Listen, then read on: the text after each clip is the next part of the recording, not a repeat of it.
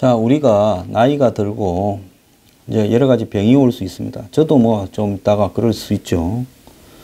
자, 중풍, 뇌경색, 뇌출혈, 사지마비, 편마비, 파킨슨, 알츠하이머, 뇌염 등의 이런 병이 걸리면 운신이 거의 불가능해지고 또 사고도 불가능해지니까 간병이 필요한 병이죠. 그리고 또 그 외에도 각종 암으로 임종을 앞둔 노인들이 많이 입원을 하죠. 한국에는 이런 호스피스 시설이 없기 때문에 요양병원이 그런 역할을 하고 있습니다. 그래서 이 요양병원이 겉으로 보면 가정에서 이런 환자를 24시간 요즘 뭐 같이 돈을 버는 맞벌이도 많은데 이렇게 있으면 거의 지옥이겠지요. 그러니까 부모라도 할 수 없이 요양병원에 보냅니다. 요양병원에서 잘 돌봐주고 한 번씩 가서 이 요양병원에 이렇게 가족들이 위로하고 하면 좋은데요. 문제는 이 요양병원들이 전부 돈벌이 병원이고 사무장 병원이고 한마디로 비용 대비 수익을 올리기 위한 비리고 정부의 요양병원 지원에 대한 급여를 빼먹는 용도로 가고 있다는 겁니다. 그래서 십몇 년 전부터 이런 비리들이 난무했고 저도 요양병원 비리에 대해서 김성진 원장과 하는 부분에 대해 여러 차례 이야기를 했어요. 지금 기사 한번 찾아보세요. 10년 전에도 그랬고 10몇 년 전에도 그랬습니다. 올해 초에도 또 수십억대의 요양병원 비리를 조사하고 있다고 했습니다. 그런데 최근에 이 한 신문에 요양병원의 비리에 대해서 이 고발 시리즈가 있는데요. 좌파 언론이 보도하는 부분이라도 옳은 부분은 우리가 받아들여야 된다고 보고 있습니다. 자, 그래서 한 요양병원 사례를 보면 자본금이 한 20억, 300병동, 직원이 90명, 매출이 연간 한 80억 정도에, 그래서 이 4년간에 18억의 단기 순이익을 올렸다라는 겁니다. 그래서 본격적으로 돌아가기 시작하면 투자 대비 한 25% 정도 수익이 나온다는 겁니다. 그래서 요양병원이 이 펀드 형태로 해서 투자자들이 돈을 내어서 모아서 수익을 챙겨가는 행태도 지금 있다는 거예요. 그리고 무슨 땅만 가지고 요양병원을 짓고 은행에 대출받고 이런 일들도 과거 많았습니다. 그래서 이 요양병원은 국가에서 이렇게 심의를 해서 1등급부터 5등급까지를 나누는데 이런 것도 모르고 다들 보면 요양 등급의 병원에 이 부모들을 보냅니다. 그래서 이거 건강보험심사평가원 홈페이지에 보면 이런 게 있으니까 이런 걸 보고 좀 해야 되는데요. 제가 오늘 하고 싶은 말씀은 저도 나중에 병들고 늙어서 이런 병에 걸리면 요양병원에 가야 될지 모릅니다. 그래서 저는 좀 생각을 해봤습니다. 한번 그런 모습을 보고 요양병원에 가서 보고요. 조선족 중국인들이 그 뒤치다거리 하고 그 병원의 불결함부터 시작을 해서 쭉 누워있는 모습을 보고요. 이것이 현대판 고려장 시설이지 부모가 내 안 보이는 데 있으면 내 마음은 처음에는 좀 아파도 좀 지나면 쏙 편해지니까 내가 그 길을 선택할 수밖에 없는 행태로 되는 거지. 이것이 과연 사람의 인권이 유지될 수 있는 기관이라고 할 수 있는가 하는 의문이 들어서 그 뒤로 제가 이 병원 문제에 대해서 여러 차례 지적을 해보고 싶었는데요. 뭐 다들 요즘은 그러지 않니 이러면서 또 이야기를 해서 못했습니다. 그런데 시리즈로 이런 연재가 되다 보니까 제가 이런 문제를 좀 지적을 하려고 그래요. 그래서 보통 보면 이 요양병원에 요양보호사라고 한마디로 돌보미들이 있죠. 이 사람들이 한국 사람이 아닌 사람이 많습니다. 그래서 뭐 의사, 한의사, 뭐 한약사, 어느 치료사, 임상 병리사 이렇게 해가지고 쭉 모양이나 체계를 갖추고 있지만은 이런 부분들이 과연 정상적으로 이렇게 작용을 해서 환자에게 인간다움을 보장해주고 있느냐? 제가 볼 때는 택도 없다고 보고 있습니다. 지난 2014년 5월에요. 전남 장성군에 이 한 요양병원에 불이 나서 중풍 치매 환자 22명이 숨졌습니다. 최소한의 의료시설과 인력을 갖추어졌더라면 그분들이 죽지 않았을 수도 있죠. 그래서 육지의 세월호라는 말이 나왔는데요. 다 한마디로 그냥 이렇게 돌아가실 때가 얼마 안 된 분이라 치부해서 그런지 사고 규모에 비해서 조용히 사태가 끝났습니다. 자, 그런데 이 요양병원이 비의료인이 즉 의사가 아닌 사람이 운영한 사무장병원, 즉 돈 벌라고 만든 사무장병원이었고 600억의 요양급여를 부당 지급받았다는 겁니다. 속여가지고요. 그래서 흔히 길거리에 지금 노숙자나 이런 환자들, 쓰러진 환자들, 형제병자들을 데려다가 요양병원에 두고 무슨 급여를 받는다 하는 이야기들도 나오고 있고, 또 더 나아가서 요양병원이 이 호스피스 역할이나 치료의 역할보다는 수용시설로 가고 있다. 자, 그런데 우리 사회가 이렇게 비인간적인 시설을 병원이라는 이름 하에 편법으로 운영하는 것이 보편화되어 있고, 돈벌이로 요양병원을 직업적으로 몇 개씩 하고 이 펀드 형태로 유지가 되는데, 어찌하여 이 부분에 대해서 사회적으로 이렇게 분노하지 않는가? 얼마 전에 유력 정치인의 부모가 돌아가셨는데, 대단한 분이었는데 요양병원에 있다는 거예요. 그걸 보고 저는 참 호로 새끼다. 부모한테 물려받은 재산이 수십억일 건데 하는 분노를 했습니다. 자, 한의대를 나와가 한의사가 꿈이었다가 요양병원에서 그것도 사무장병원에서 여러 군데를 겪은 사람이 폭로를 했어요. 우리 사회는 이런 폭로가 가끔씩 필요합니다. 사무장병원이 요양병원을 중심으로 독버스처럼 전국에 이렇게 퍼져 있는데요. 자, 회원수 4,500명의 요양병원 한의사 카페를 운영하는 사람인데, 이 사람이 회원들 제보를 토대로 볼 때 1,400개 요양병원 중에서 700곳이 사무장병원이다. 즉 50%가 사무장병원이라는 겁니다. 그 중에 100개는 확실히 사무장병원이 맞다라고 이야기를 하고 있습니다. 자, 몸이 조금 불편하지 그래도 멀쩡하다고 볼 수 있는 사람이 요양병원 환자로 있다가 화장실 가다가 넘어져서 곧바로 응급 상황이 올 수 있는데도 이 골절상을 입었는데 뼈가루가 피 안에 들어가면 이렇게 문제가 생길 수 있죠. 그런데 병원장은 응급실로 이송을 하지 않았다는 거죠. 그래서 산소호흡기만 끼고 방치되어 있다가 죽었다는 겁니다.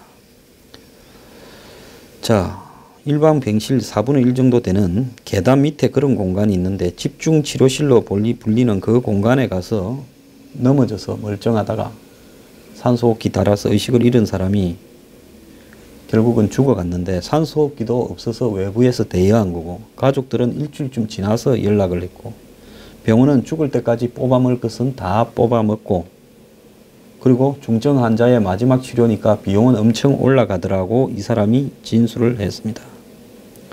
그뿐만 아니라 남양주 병원을 폭로했는데, 남양주 병원에 오기 전에 화성시한 요양병원의 집중치료실에서도 죽을 날만 기다리던 수많은 환자들을 직접 목격했다고 이렇게 이야기를 합니다. 자, 요양병원의 급여는 본인 부담이 있고 국가 부담이 있죠. 그래서 그 요양병원에 이렇게 부모가 갔을 때 이제 본인 부담은 자녀들이 내기가 쉽죠. 자, 보통 월 33만 원에서 한 40만 원을 내게 됩니다. 그리고 이제 소득 수준에 따라서 경감이 좀 이렇게 되기도 하죠. 자, 그런데 최근에 이제 정부가 이 수가를 한 11% 정도 인상을 해줬는데도요, 이런 정도의 자가 부담을 안 내는 사람도 많아가지고 부모가 돈 없고 요양병원에 자식이 던져놓고 부모 보러 안 가는 거죠. 그러다 보니까 이 자기 부담금이 밀린 환자들은 집중치료실로 이렇게 넣어놓고 마약성 약물을 집중 투여를 한다는 겁니다. 사실 요양병원 이렇게 운영하는 돈벌이 요양병원 같은 경우에는 돈 들어갈 일이 거의 없기 때문에 이 자부담을 안 받아도 실제로 굴러갈 수 있죠. 근데 이제 자부담도 안 내면 더 찬밥 신세가 되어서 빨리 죽을 수도 있을 것 같습니다. 그래서 이 사람이 지금 요양병원에 가서 보니까 요양병원 환자들은 급여 수익을 노린 가짜 환자거나 치료 효과가 별로 없는 노인 환자들이었는데, 사무장 입장에서 제대로 진료할 의사보다 자기 말을 고분고분 들을 의사가 더 필요했다는 거죠. 사무장이 주인이에요. 돈 모아가.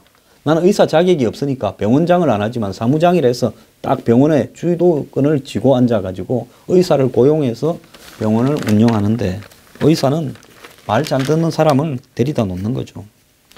그래서 자, 멀쩡한 의사가 누가 이런 데 가서 하겠습니까? 그래서 한마디로 재취업이 힘든 은퇴한 의사나 개인 채무가 많은 의사, 한의대를 갓 졸업해서 개업도 불가능한 한의사, 이런 사람들이 사무장 병원의 의사로 먹잇감이 된다는 겁니다. 그래서 남양주 자기가 있었던 요양병원에는 부당급여 청구와 보험 사기를 위한 가짜 환자 외에도 중풍, 당뇨, 치매 등 만성질환에 시달리는 환자 90명이 있었는데 의사는 4명인데 실제로 환자를 진료할 수 있는 사람은 이 폭로한 박 씨하고 30대 가정의학과 이 과장 하나밖에 없더라는 거고요. 병원장은 재활의학과 출신이지만은 주로 다른 의사에 미루고 예배나 보고 했고, 병원장은 대화 중에 내가 건강이 안 좋아서 병원에 별 도움이 안 된다, 미안하다, 이렇게 이야기를 하더라는 거예요. 그래서 병원장은 병원의 행정원장, 실제 오나 수 있죠. 이 오나가 사무장이라고도 하고 행정원장이라고도 하죠. 변호사 중에 사무장 변호사도 있잖아요. 사무장이 변호사 고용해가 월급 주면서 하는 데도 있습니다. 그래서 이런 병원 행정원장의 눈치만 살필 뿐 진료하고는 관계없는 사람이라는 거예요. 다른 양방 의사인 비뇨기과 의사도 80이 넘은 사람이 보청기를 끼고 일상적인 대화도 안 되는 사람을 내려놨다는 거예요. 환자들 사이에는 3초 진료라고 불렸다는 거예요. 그건 형식이죠. 그러니까 오진이 빈발했다라는 거고, 방사선 실장한테 들은 바로는 폐결핵을 폐렴으로 진단해서 엑스레이만 찍다가 온몸에 폐결핵이 번진 사람도 있고, 자기하고 같이 환자를 진료하던 유일한 의사다운 의사, 가정의학과 과장은 고가의 비급여 시술에만 관심이 많아가지고 행정원장하고 계약을 맺고 인센티브 계약을 맺고 한 건에 150만 원씩 하는 신의료 기술을 자주 시술했다는 거예요. 그래도 거기에 부모 데려놓은 사람 중에 고가의 치료를 이렇게 하는 그런 자식들 좀 양심이 있죠. 한테 뺏겨 먹는 역할만 하는 거죠. 그래서 정식으로 허가 나지 않거나 비급여 항목에 포함되지도 않는 정체불명의 시술도 했다는 겁니다. 이 사람이 다른 병원에서 빚을 많이 져가 여기 와 있겠죠. 젊고 멀쩡한 사람이 누가 이런 병원에 있겠습니까? 가서 환경을 보면 하루라도 있기 싫은 겁니다. 그 양방 의사들이 역할을 못하니 한방 의사인 자기한테 책임이 많이 돌아왔는데 하루 5, 60명을 했는데 진료를 행정원장은 매우 흡족했다는 거예요. 주인이. 왜? 한약 처방을 많이 하면 수익이 늘어나니까요.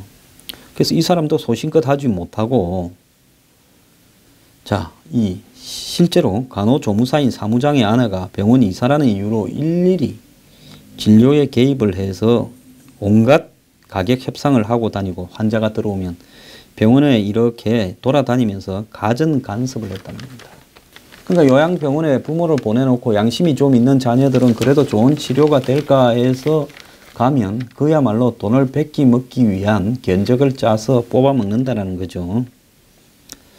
자, 한방치료와 재활치료를 동시에 받는 날은 청구비가 비싼 재활치료 청구액이 삭감된다며 환자를 가려서 치료하고 청구를 똑바로 하라고 호통도 쳤다는 거예요. 자, 병원 건물주도 병원장을 로봇이고 병원 행정원장과 그 다음에 행정원장의 처인 이사가 다 주물렀고 사무장이 설쳤고 했다는 겁니다. 다른 비리 이야기하면 지저분하고, 환자에게 가장 심각한 것은 향정신성 의약품을 무단 투여를 했다는 겁니다. 그래서 환자들한테 이런 일종의 마약 성분 같은 이런 부분들을 갖다가 투여를 해가지고요, 환자들을 갖다가 한마디로 맹하게 만들어 놓는다는 거죠. 그리고 이제 자게 만드는 거죠. 또 이 언론에 요양병원 비리를 던지면 광주시립 요양병원 비리의 끝은 어디인가 해가지고 온갖 비리가 나오고 있고, 그 다음에 뭐 90억대 요양급여 비리를 한 사무장 병원 이사장이 구속되었고, 비리를 봐준 건강보험평가원, 심사평가원 직원도 적발이 되었고, 사무장 병원이 100억대 부당 요양급여를 꿀꺽했고, 온갖 일들이 난무하고 있습니다. 무슨 35만 원짜리 보약 처방을 갖다가 강요받았고, 자, 원장은 부재 중이고 실장은 환자 유치에 분주하고, 자, 건강보험공단이 요양급여비 64억을 착복한 요양병원 2곳에 환수에 나서고, 심지어 환자 치료 뒷전이고 헬스 챙기는데 눈이면 요양병원이고, 병원이요. 저도 한때 신장 투석을 좀 했는데, 투석 환자들을 유치하기 위한 그런 전문적인 또 로비도 있습니다.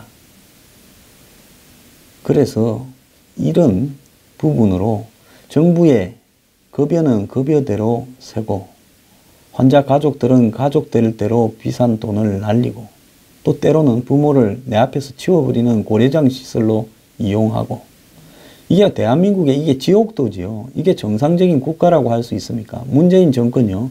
문재인 케어 이야기를 하기 전에 요양병원 비리라도 좀 척결을 하면 제가 그래도 문재인 케어를 좀 정상적으로 하려나 하고 조금은 한번 쳐다봐 주겠습니다. 새로운 거 하려 하지 말고요.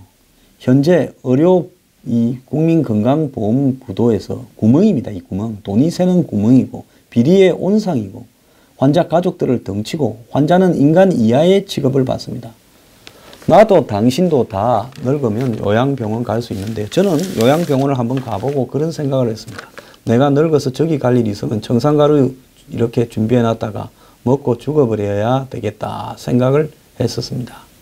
자, 다 남의 일이 아니니까요. 정말로요. 이런 일 좀 바꿉시다. 사람이 죽을 때 그래도 사람답게 죽어야 되지 않겠습니까?